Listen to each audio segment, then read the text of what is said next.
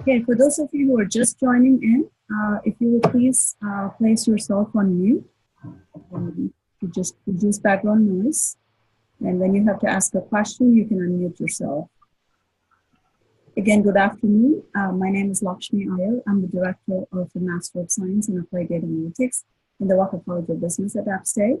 So the format for this session is I will take some time to just go over the details of the program, the admission process, and some specific features of the program. And towards the end, you'll have a chance to ask questions.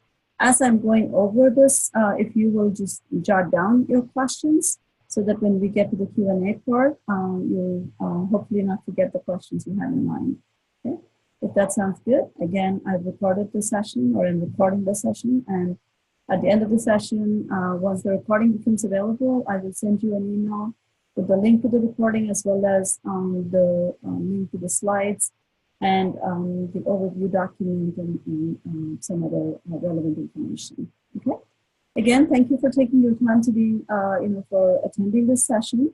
The Master of Science in Applied Data Analytics is a one-year program. It is pretty fast-paced, although students who are who work within the university or there are other students who have a full-time job are still able to complete the program in 2 years or more, depending on the number of courses they take. So give me 1 second.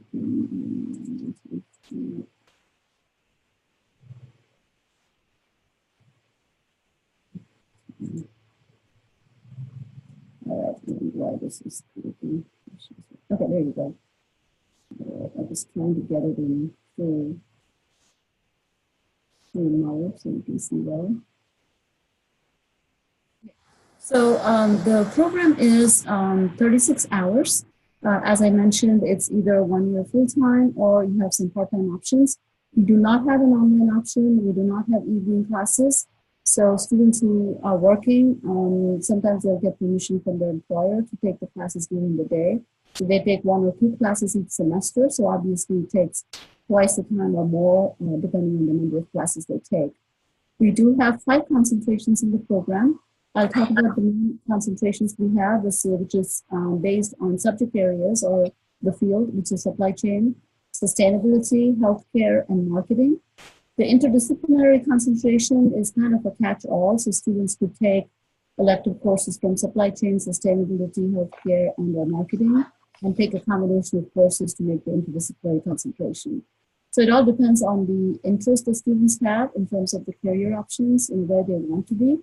So sometimes they choose the interdisciplinary concentration because sometimes they'll even take courses from computer science or an advanced GIS, like a geographical information systems type class, to help with their, with their goals. The Master of Science in Applied Data Analytics is our degree program. We also have a graduate analytics certificate program, which is 15 hours. Okay, I can hear some background noise, so if you will please place yourself on mute.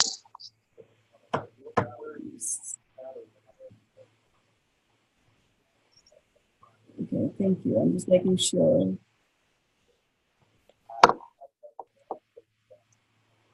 People are on mute, so. Okay, just to reduce background noise. Okay, so the certificate program is a non-degree program. Students will take 15 credit hours, and at the end of it, if they decide to apply for the Master of Science program, they could potentially apply for that, and those hours will transfer. But our focus is the Master of Science in Applied Data Analytics.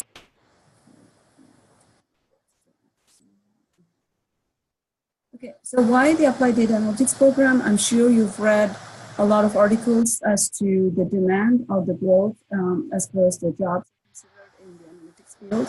So obviously there's a very high job demand.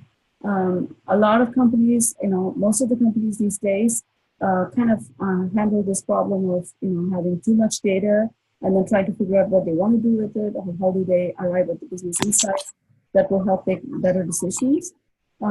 We also have a dedicated advising and career services support For all of the students in the program, I'm primarily the advisor, so I meet with the students to discuss their overall program of study. We have a career services unit within the Walker College of Business. I also help students kind of reach out to companies for either internships or job postings.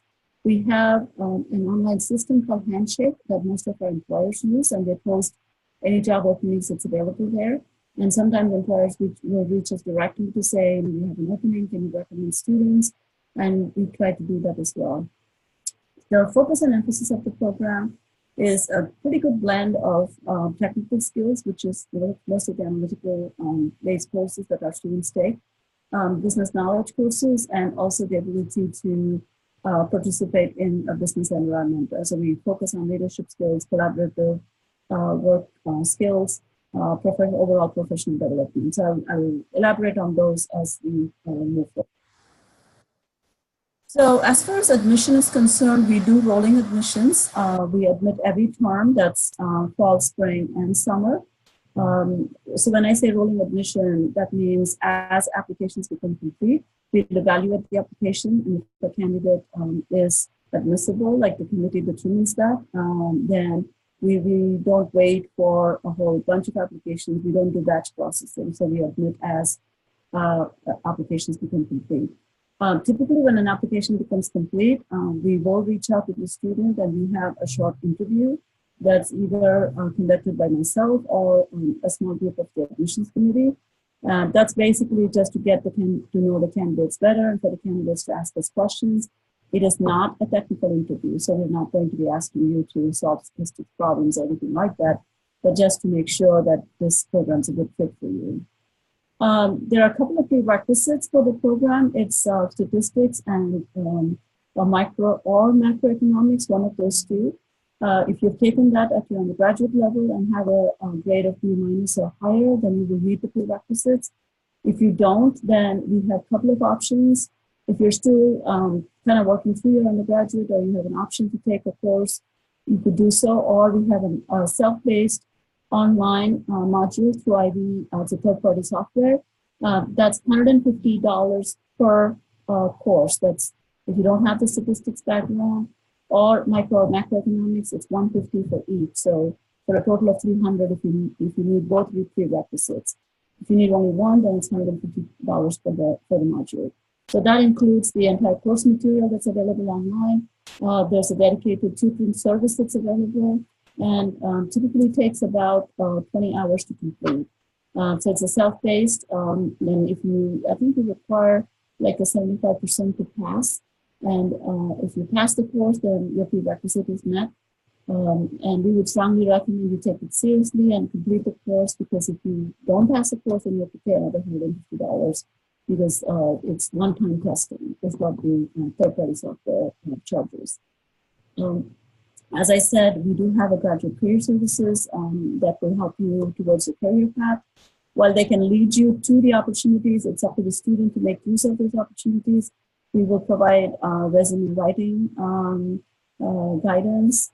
There are several career services events that's held in the Walker College of Business as well as the university that we point students to. So there's opportunities to talk to employers. They also do some on-campus interviews. So it's up to the students to capitalize on those opportunities to ensure that towards the end of the term that they're graduating, that they do have a good lead into positions. Again, as I mentioned, I'm the dedicated advisor for the program, and we will discuss your program of study. Sometimes students don't know like what particular concentration to choose, and when they apply, they choose a concentration and then they change their mind. Typically, that's done by the first semester, so to ensure that you've taken the right set of courses to graduate on time. So those are things I will discuss with the students individually. Okay, application deadline. The application deadline for each of the terms is, as you see on the screen. So right now, I'm assuming either you're interested in the fall term or something that's coming up later. So for fall, the admission or the application deadline is July 1st. So one of the things that I want to emphasize here is you don't have to wait to collect all your materials and then submit. I would recommend go ahead and start your application, pay the fee and submit, and you can keep adding other materials as it becomes available. So you're not waiting until too late. We do require 3 letters of recommendation, so you can put the names of the recommenders in their email. They will get on their email address, and the system will generate an email for them and ask them to complete the recommendation online. Sometimes students can start and submit the application by June, but maybe the recommendations will come by mid-June, which is fine. So that it's only after you pay the fee and hit submit that we get to see what materials are missing so that we can follow up with you and remind you to complete all the materials by the deadline. The application deadline for spring is November 1st and summer is April 1st. So as I mentioned, the requirements, you want to make sure you have all of your application materials kind of completed online. Official transcripts of all universities that you indicate as you're taking courses or completed a degree. So if you have done part like a graduate course here and there and you submit, you put that information into the system, you require a transcript. So I want to make sure that you have all of the transcripts for the universities that you've indicated in the system. As I mentioned, 3 letters of recommendation. These can come from either your professors or if you're working from your work supervisors. I will talk a little bit about the GRE GMAT waivers that we have. In that context, if you're requesting for a waiver, if you qualify and you request for the waiver, we want to make sure that you get at least 1 or 2 recommendations from your employers who can speak to your accomplishments. We recommend the students to upload a copy of their resume that speaks to their overall accomplishments or their work experience as well. This does not state a personal statement or a letter of the purpose of your application, but I strongly recommend that because that gives me a little bit more information about what your career goals are, short-term and long-term goals, as well as any extenuating circumstances in your application. Occasionally, we may have a student who would want to explain what happened during the first or second year of undergraduate, what may have caused to bring their GPA down. Any type of such circumstances that you want to explain, a personal statement is a great place to do that. All of these materials are confidential. Only the admissions committee and the graduate school or people involved in the admissions process will have access to it. As I mentioned, we do have an interview for all those applicants who are qualified to move on to the next level.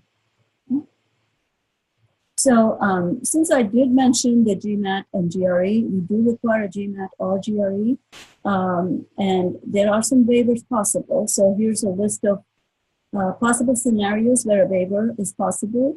So if you have had a cumulative undergraduate GPA of 3.0 or higher and 5 or more years of full-time work experience, which is relevant business work experience, or if you completed the post-bac certificate, or if you have military experience, 5 or more years of military experience. So all of this is the and condition, meaning you must have a GPA of 3.0 or higher and 5 or more years of this experience. The other option is if you've completed the business analytics certificate from App State and you have a 3.5 or higher GPA, you could qualify for the waiver. The second bullet point that you see here is a new policy that has been instated, which is if you've completed an undergraduate degree from App State with a 3.5 or higher GPA, you could qualify for the waiver. That's only effective fall 2019. The next option is if you come from an accredited school, that is AACSB accredited school, and if you've been inducted into Beta Gamma Sigma, which is the Honor Society for Business Programs, then you must submit your certificate and then you qualify for the waiver. If you already have completed a postgraduate certificate, like another master's in another area, then you also qualify for the GMAT or GRE waiver. But the minimum GPA for any of these is a 3.0 or higher. Okay? So later on, if there are any questions pertaining to that, I'll be glad to answer it. Okay, some highlights about the program. Obviously, our Walker College of Business is accredited by AACSB, so we belong to an elite set of schools that has this recognition. We also have some certification opportunities. These are additional to the program. Students can get, for example, if they're in the supply chain concentration or the interdisciplinary, they can actually take the course in the Six Sigma course. And there's also an opportunity to get the certification out of that. All of our students do have to go through the executive skills course, which is a 0 credit class. But as part of that, they get the BB&T leadership certificate. So this is really a real add-on benefit, because if you were to do a similar program outside, it may cost you anywhere between $5,000 to $7,000. So this is something that the students get as part of the program. Obviously, our program, the average years of work experience is about 7. So you get to work with a very diverse group of students who come in with a lot of work experience. Of course, there are some students who come directly from undergraduate degree or a master's, another master's, but there's a good mix of students so that you learn from each other. There are some scholarship opportunities available. So one thing I did want to mention is when if you qualify and you apply for the GMAT and GRE waiver, that's only for admission purposes. You can also qualify for graduate assistantship opportunities, but if you want to apply for any competitive university-wide or college-wide scholarships, then a GMAT or GRE is required, because it's pretty competitive and they look at all of these criteria to make that determination. I mentioned executive skills. This is a 0 credit class. As I mentioned in our analytics program, we focus on 2 groups of skill sets. One is the technical analytical skill sets, which is where the students take all of the quantum methods class, data management, the econometrics classes, data programming, and all of those technical skills. And the other set of skills is the business skill sets, which comes from your concentration area. So the third group of skills is the executive skills. So this is basically your professional soft skills that's required to be successful in the workplace that you join. So here you'll learn effective management theories and applications, how to assess your own personal strengths and challenges or weaknesses. How do you work in groups, team building skills, resume writing, and just general business etiquette. We also have, every year we have what's called like a dining etiquette that's sponsored by one of the companies here, CommScope. Again, these are important soft skills, because sometimes you meet with employers over dinner and they're making assessments on not only your technical skills, but also on your savvy skills or your soft skills. So these are things we focus on as part of the executive skills program. As part of the analytics program, our students do engage in actual application of projects. So this is just a quick example of the kinds of projects that our students have worked on. So these are with real companies, and they work on a semester-long project. It's actually the MSADA requires this analytics project currently over 2 semesters. So it's 150 hours per semester, and they work on real applications. So these projects, either I make these available to students based on the business request that we get, or sometimes students have work experience or they have business contacts, and they approach us saying, would we be able to choose this particular organization? So we want to make sure, I usually have a request for proposal that the organization has to complete, and then I determine if this is an applicable project for the program. And this is a great experience, because this also becomes part of your portfolio when you go for job applications, and you can talk about real-world applications that you're working on. The international experience is optional. We actually just recently completed a program in India. I just got back a couple of days ago. We had about 9 students, 4 of those students were MSADA students.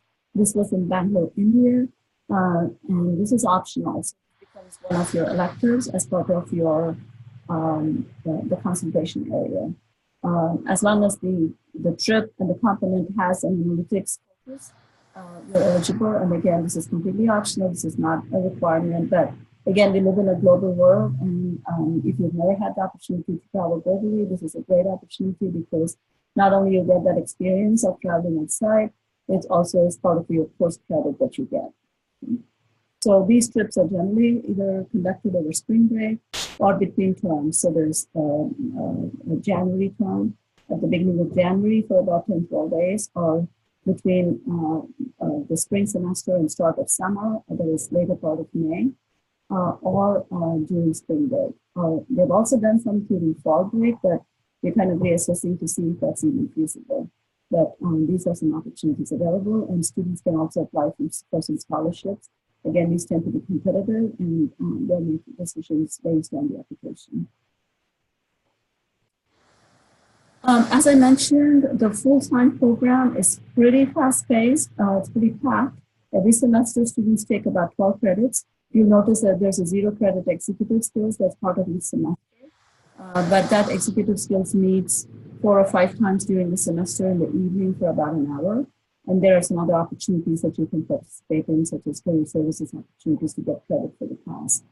The actual course itself that you earn credit for, it's 4 courses that you take every term. So in the spring, for example, if you start in spring or fall, you take 4 courses. In the summer, it's over 2 semesters, summer 1, summer 2. You'll take 2 courses each. If you take the project course over the summer, it's over the entire semester, and the executive skills also likewise over the summer's entire semester. So if you take those 4 courses every semester, that's your 12 credits, or 12 courses, sorry, 12 times 3 is 36 credits. Again, the prerequisites don't fall into that because you are supposed to complete the prerequisites before the start of the program. If you're doing a certificate, you'll notice the 15 credits is 3 required courses and 2 electives, and that's 15 courses are determined. And usually I'll discuss with the student to determine what those courses are. Another important aspect of our program as part of the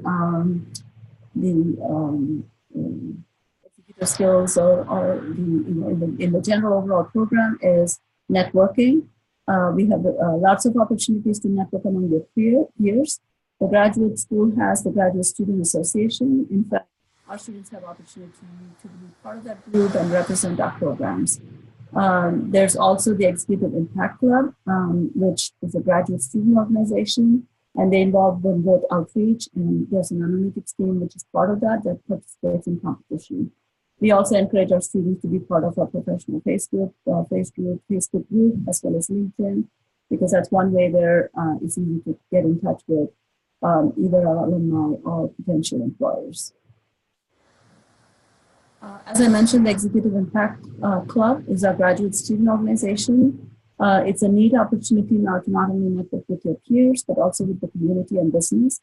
The students as part of Executive Impact Club has the opportunity to have leadership skills, engage with employers or local businesses. We have done field trips or trips to local organizations. We've also invited speakers from these organizations. They also participate in some philanthropy or outreach. They do some fundraising. So these are neat opportunities for students for that kind of community building and relationship building among the peers. The membership dues is only $10 per semester, which in most of these events, it comes with food, and that pretty much pays for that fee. And it's a great way to be part of a network. So usually there are officer opportunities that come up, and for those of you who get admitted, there's an orientation session where the executive impact officers will come talk about the different events and activities that they do. These are just a few examples of the companies where our students are employed. This is not an exhaustive list, and I need to update this based on some recent places that our students have been placed at. But this kind of gives you a flavor for the companies that are hiring our students. Our students are employed not only in North Carolina, many of them have gone beyond. Clario is, I think that student is based out of Michigan. Of course, PricewaterhouseCoopers is in many places, but I believe that student is working in Seattle. So you can just see the array of companies that our students are employed in. Okay. So again, that's the contact information for the program. I will review that email on a daily basis. It's msanalytics@appstate.edu, and my contact phone number is given there. Our website for the program is msanalytics.appstate.edu, where you can find more information. But as I mentioned at the end of this session, I will send an email with the overview of the program, link to this particular presentation, as well as some additional information. Okay. So at this time, I'm going to stop and provide an opportunity for you to ask questions. So please make sure you unmute yourself and let me know what kind of questions you have. Thank you for listening. Just make sure you unmute yourself because I see everyone is on mute. I think you should be able to unmute yourself.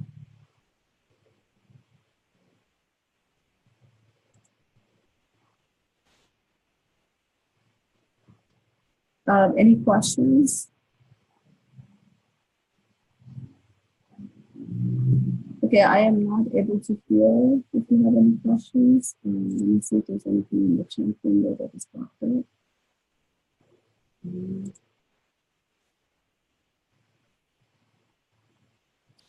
Okay, I just heard from one of the students that the audio wasn't working and that you couldn't hear my presentation. I hope that some of them did mention that they were able to hear me. So hopefully the recording will also be made available to you. I will send it through email.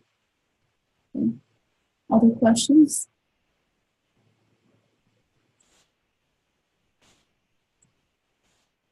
Okay, I've tried to unmute you if you've not unmuted yourself, but any particular questions? One of the questions let me go ahead and throw the question that I not normally receive is for the personal statement, how long should it be? What should you write about? So typically the personal statement is about a page and a half. It's basically to say, why do you want to do this program? What are your career goals? And are there any extenuating circumstances that you want to explain as part of your application? As I mentioned, that we do take a kind of an overall look at your application. We're not just focusing on one or more criteria, but the GPA, as I mentioned, that's a graduate school criteria that's set. Your undergraduate GPA or the previous degree programs must be 3.0 or higher. As far as GRE and GMAT is concerned, or average, we always calculate, if you submit GRE scores, we calculate the estimated GMAT for constant comparison. You can actually Google GRE to GMAT and it will give you what your estimated GMAT is. Our average score is 550 on the GMAT.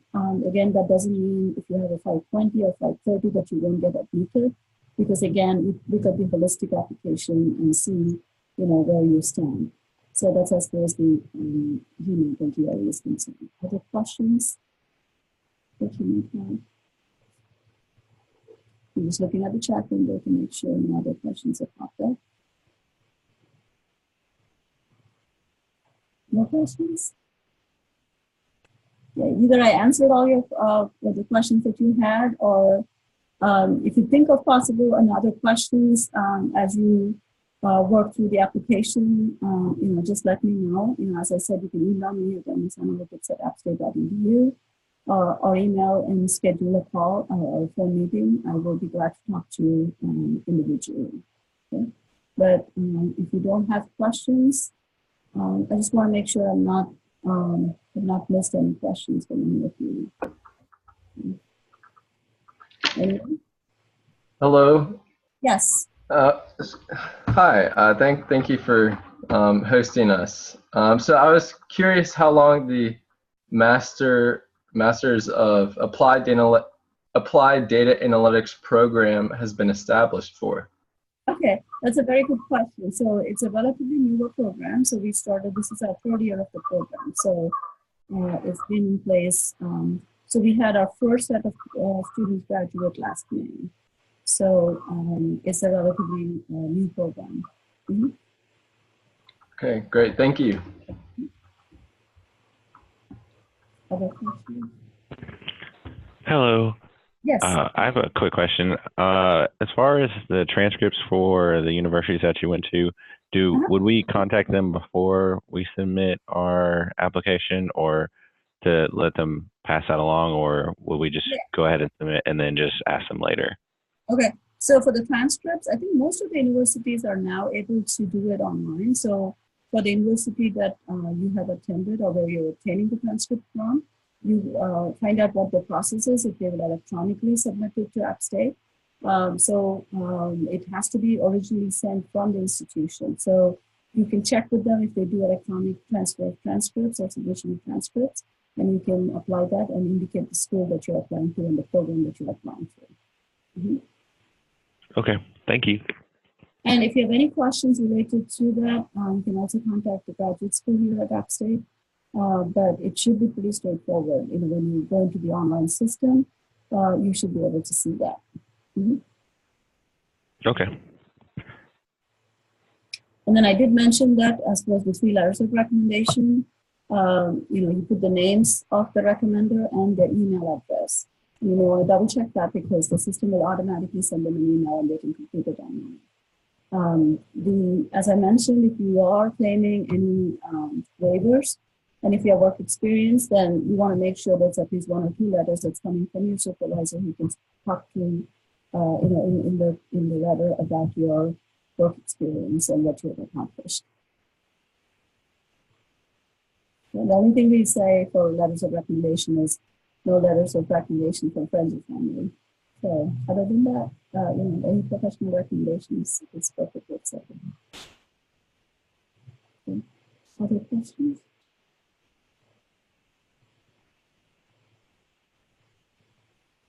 Yes.